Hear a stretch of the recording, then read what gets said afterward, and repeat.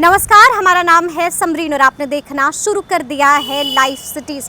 बिहार में बीएड अभ्यर्थियों को कक्षा 1 से 5 में शामिल करने की मांग को लेकर आज यानी कि 20 अक्टूबर को सुप्रीम कोर्ट में बड़ी सुनवाई होनी थी।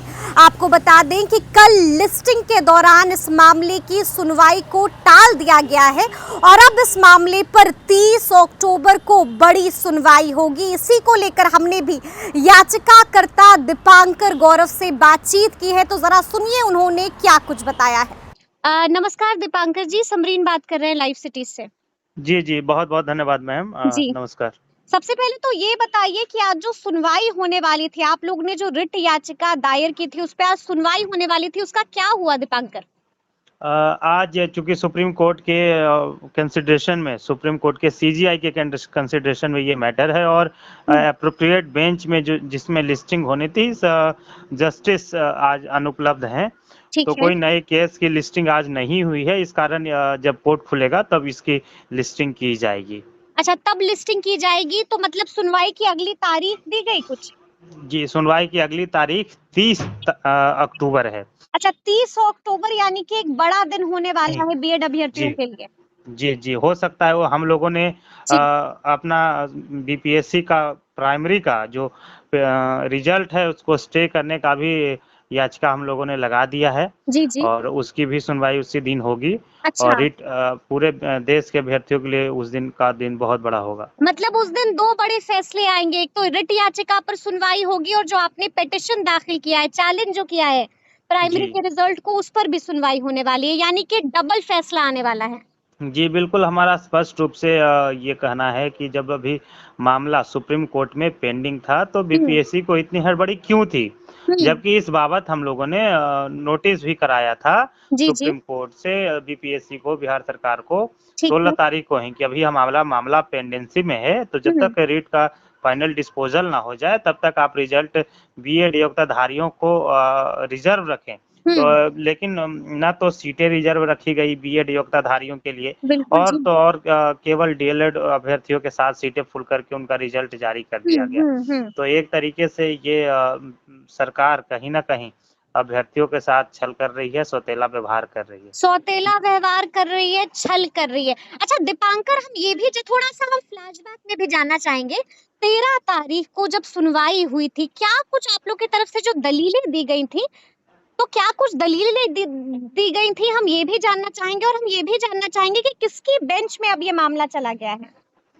देखिए मैं आपको बता दूँ कि रिट याचिका जो हम लोगों ने लगाई थी जी, जो 13 तारीख को जी। ये लिस्टिंग आई थी जस्टिस बोपन्ना और एम सुंदरम की बिल्कुल। खंडपीठ में ये मामला आया था और उसमें हमारी ओर से पैरवी कर रहे सर्वोच्च प्रशांत न्यायालय भूषण के जी। वरिष्ठ जी, अधिवक्ता प्रशांत भूषण जी, उनके साथ असिस्ट कर रहे वर्धमान कौशिक जी, निशा तिवारी जी ने कोर्ट को बताया था हुँ। कि ये बिहार में जो वैकेंसी आई थी, वो 30 अप्रैल 2023 को आई थी। ठीक है। लेकिन सुप्रीम कोर्ट के जस्टिस अनिरुद्धा बोस ने एक मामले में राजस्थान के एक मामले में जी, बीएड को 1 टू 5 से बाहर का फैसला दिया था। ठीक तो है। बोपन्ना साहब का मानना था कि चूँकि एप्रोप्रिएट बेंच ने वो फैसला दिया है हुँ, और इसी जज ने बोपन्ना साहब ने एक मामले में हुँ। छत्तीसगढ़ के मामले में बीएड योग्यताधारियों को 1 टू 5 में अलाउ किया है। तो बिल्कुल जी। उन्होंने उन्होंने इस बात को एडमिट किया जब हमारे प्रशांत भूषण वकील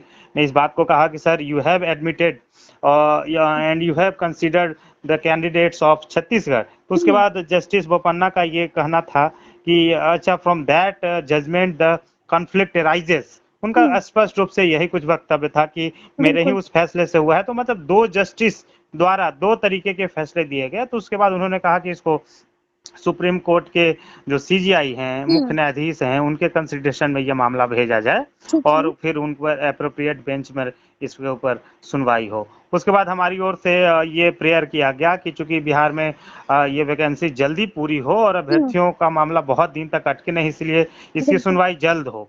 तो इस बिल्कुल। पर सुप्रीम कोर्ट के जस्टिस बोपन्ना ने लिखित रूप से कोर्ट में वो मेंशनिंग भी है जजमेंट में हुँ। कि उसको रजिस्ट्रार को उन्होंने आदेश दिया कि इसकी listing as soon as possible आप इसको करें।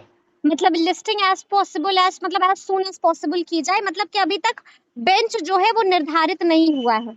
ये बेंच जो चूंकि कोर्ट सीजीआई ही डिसाइड करते हैं कि जी या तो वो खुद अपने पास मैटर को सुन सकते हैं या जी फिर एप्रोप्रिएट बेंच में भेज सकते हैं। तो ठीक है सीजीआई को अब डिसाइड करना है, चूंकि उनके पाले में अब गेंद है।